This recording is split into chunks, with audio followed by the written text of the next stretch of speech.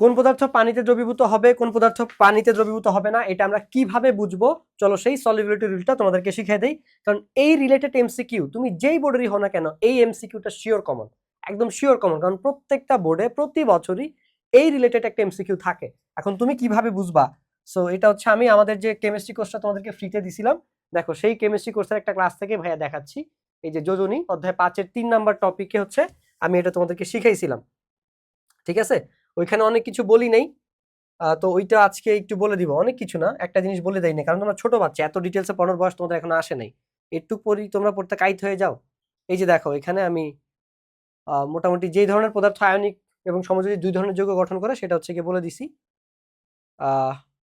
এই যে দেখো সলিবিলিটি রুল। ভাই একটু সরেন আপনি, দেখাই ভাই পোলা পাইন রে। যাই হোক, এই যে দ্রবণীয় যেগুলো পানিতে দ্রবীভূত হবে, সকল নাইট্রেট লবণ পানিতে দ্রবীভূত হয়, কোনো ব্যতিক্রম নাই, ঠিক আছে? কোনো ব্যতিক্রম নাই।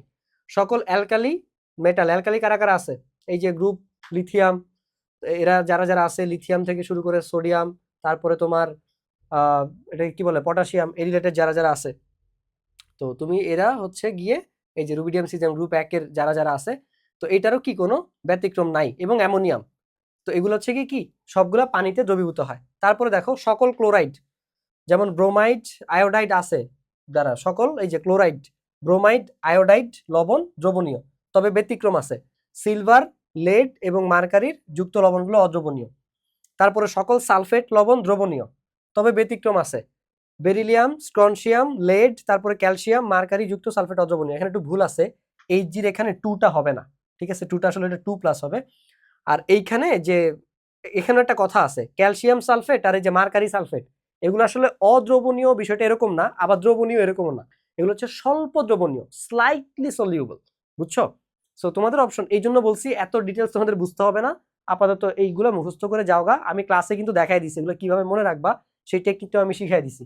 সো এটা মাথায় রেখো, ক্যালসিয়াম আর মার্কারি এগুলো হচ্ছে স্বল্প দ্রবণীয়, কমপ্লিটলি অদ্রবণীয় না, আবার দ্রবণীয়ও না, স্বল্প দ্রবণীয়, ঠিক আছে? এটা একটু মাথায় রাখো। আমি এত কিছু বলি নাই, তোমরা এমনিতেই ছোট মানুষ, এগুলো লাগে না, বাট পরীক্ষায় আসে রেখে তোমাদের পড়াইতে হয়। আমি নিজেই শিখছি এগুলো, আমি কলেজে উঠা, আমাদেরকে কেউ স্কুলেও শিখাই নাই। তো এবার আসো অদ্রবণীয় যেগুলো আছে। ভাইয়াটা ঝামেলা করতেছে, খালি মাঝখান দিয়ে চলে আসে। আরে পড়ায় উল্টে ফেলাইছি পুরো, পড়তে পড়তে শহীদ পোলা পাইনি। এই যে অদ্রবণীয়, অদ্রবণীয় এগুলো দেখো, সকল কার্বনেট এবং ফসফেট এবং সালফাইড অদ্রবণীয়, তবে ব্যতিক্রম আছে।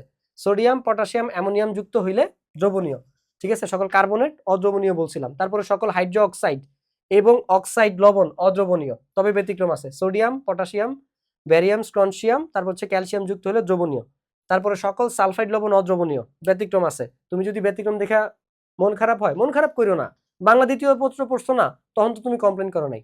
বাংলা দ্বিতীয় বছর কেমিস্ট্রির এই জায়গাতে একটু খালাতো ভাই মার্কা বৈশিষ্ট্য আছে, মানে মিল আছে। সেটা কি? যত নিয়ম তত বেশি ব্যতিক্রম, এরকম একটা আর কি, বুঝছো? সো এই যে sodium potassium ammonium barium strontium calcium যুক্ত হলে দ্রবণীয়। তো তোমাদের পরীক্ষা, তোমরা রিকোয়েস্ট করছো দেখে ভাইয়া আগে আগে এটা বানায় ফেলছি। এই টপিক অলরেডি আমি কতক্ষণ ধরে পড়াইছি, 8 মিনিট ধরে মনে হয় বুঝাইছি এর আগে, ঠিক আছে? তো আজকে শর্টকাটে বলে দিলাম। আর আমার আরো একটা চ্যানেল আছে, তোমরা জানো, sigma squad and brain coach Sakib. So sigma স্কোয়াডে 20,000 সাবস্ক্রাইবার না হলে আমি আসলে ফ্রিতে যে স্কিল ডেভেলপমেন্টের কথা বলছিলাম সেটা করাবো না। তাই হয় তোমরা সাবস্ক্রাইব করো, না হলে যারা সাবস্ক্রাইব করছো কাইন্ডলি আনসাবস্ক্রাইব করে দাও, ঠিক আছে? আমি কথা রাখার চেষ্টা করি, কথা দিলে, বাট আমি যদি সাপোর্ট না পাই তাহলে আজাইরা ভাই আমার কষ্ট করে কোনো লাভ নেই, ঠিক আছে? আজাইরা কষ্ট করে কোনো লাভ নাই। আমি জিপিএ 5 নিয়ে ব্যবসা করতেছি, আমি জিপিএ 5 নিয়ে ব্যবসা করি। ওই দেশের জন্য কিছু করব, দেশের মানুষের জন্য কিছু করব, হ্যাঁ, পারপাসফুল লাইফ লিড করব। আমার দেশের মানুষই তাদের ভালো চায় না, তো তারাই যদি না চায় আমি একলা লাফায় কি লাভ, তাই না? সো এরকম যাতে না হয়, সো আমি কোলাব করে ভিডিওটা আপলোড করে দিব। যারা ইন্টারেস্টেড আসো চ্যানেলগুলো সাবস্ক্রাইব করো, যদি না করো কোনো সমস্যা নাই, তোমরা আনসাবস্ক্রাইবও করে দিতে পারো, সেটা আমি পরে বলে দিব। ভিডিও বানাই যে ভাই আমি শিখাইতেছি না, যারা যারা সাবস্ক্রাইব করছো আনসাবস্ক্রাইব করে দাও, ওই সিগমা স্কোয়াডের ওইটা, ঠিক আছে? আর কোন টপিকে ভিডিও চাও ভাইকে কমেন্ট বক্সে জানাও। আর হইতেছে গিয়ে হায়ার ম্যাথ রিলেটেড কি কি কনফিউশন আছে, কি কি ভিডিও চাও ভাইকে কমেন্ট বক্সে জানাও। এন্ড আমি জানতে চাই কোন কোন বোর্ডের স্টুডেন্ট বেশি, তারাও কোন বোর্ড থেকে বলতেছো জানাও। জানালে কি হবে, আমি ওই যে বোর্ড ওয়াইজ সাজেশন ভিডিও বানাবো, যে বোর্ডের স্টুডেন্ট বেশি আমি হচ্ছে ওই যে দেখো বোর্ড ওয়াইজ সাজেশন ভিডিও বানাচ্ছি, দেখছো? সো যে এই যে রাজশাহী কুমিল্লা ঢাকা চিটাগং ওদের ভিডিও আমি অলওয়েজ বানাই, বিকজ এই বোর্ডের স্টুডেন্ট বেশি, ঠিক আছে? দিনাজপুর একটা বানায় দেখছি, কারণ এর আগে দিনাজপুরের কমেন্ট অনেক বেশি আসছিল তাই, বাট আলটিমেটলি ভিউজ নাই, হুদাই কষ্ট করে কোনো লাভ নাই। সো এই হচ্ছে গিয়ে কথা। স্বাভাবিক, সবাই সবাই রেজাল্ট দেখে। তোমারও যখন আমার কথা ভালো লাগে না, তুমি আইসা ওই ভাইয়া ওই এরটাকের সাথে আমার কম্পেয়ার করো না। তো এই জিনিসগুলো নিজের সময় একটু মাথায় রাখবা, যে তুমিও যখন এরকম রেজাল্ট বের করতে পারবে না, তখন তোমারও মানুষ খোটা দিবে। দিন শেষে your efforts and your intention doesn't matter. তুমি কত শুদ্ধ নিয়তে কাজ করতে চাও দেশের জন্য, দেশের মানুষের জন্য, নোবডি কেয়ার্স। ঠিক আছে, তুমি কত হ্যাডোমাল্লা ব্যক্তি, তোমার কত সাবস্ক্রাইবার আছে, ভিউজ আছে, ঠিক আছে, সেটা তুমি, তোমার এখন ছাপরি মার্কা ফ্যান থাকলেও কোনো সমস্যা নেই, ফ্যান থাকলেই হয়েছে। এবার ছাপরি হোক আর হচ্ছে গিয়ে যাই হোক, ঠিক আছে, ওই থাকলেই হয়েছে। তো ওইটাই আর কি, সবাই দিন শেষে রেজাল্ট ম্যাটার করে। তো আমার খোটা দিতে অনেক ভালো লাগে না, আমার দিকে আঙুল তুলতে, আঙুলটা মাঝে মাঝে নিজের দিকে নিও, যে তুমি জীবনে কি করছো বা তোমার আসলে রেজাল্ট কি কি, তখন দেখবে তোমার কাছে কেমন লাগে। ঠিক আছে, তখন দেখো তোমার কাছে কেমন লাগে। সো ওই একটা কথা ফ্রিতে বলতেছি, মানলে মাইনো, না মানলে নাই, এটা আমি সবসময় বলি। Only your results are rewarded, not your intentions, not your efforts. দুনিয়াটাই এরকম ভাই, কিচ্ছু করার নাই।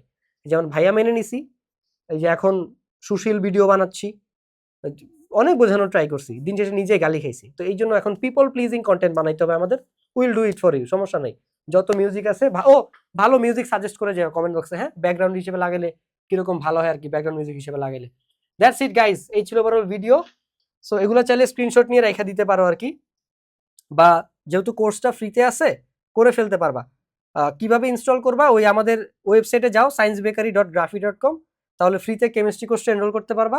দেন ওইখানে এই যে চ্যাপ্টার 5-এ যোজনী চ্যাপ্টার আমি এই টপিকটা পড়াই দিছি। তারপরে হচ্ছে গিয়ে আমি, বা তোমরা যদি অ্যাপ থেকে আমাদের সায়েন্স বেকারি প্লে স্টোর থেকে সায়েন্স বেকারির অ্যাপ না পাইলে তুমি হচ্ছে তাও কেমিস্ট্রি কোর্সটা এনরোল করতে পারবা, ওইখানে এগুলো পেয়ে যাবা। আমি মোটামুটি বলেই দিছি মুখে মুখে সবকিছু, তুমি চাইলে ভিডিওটা আবার রিপিট দেখতে পারো। That's it guys, subscribe science bakery. আর কোন টপিকে ভিডিও চাও সেটা কমেন্ট বক্সে জানাও। আল্লাহ হাফেজ।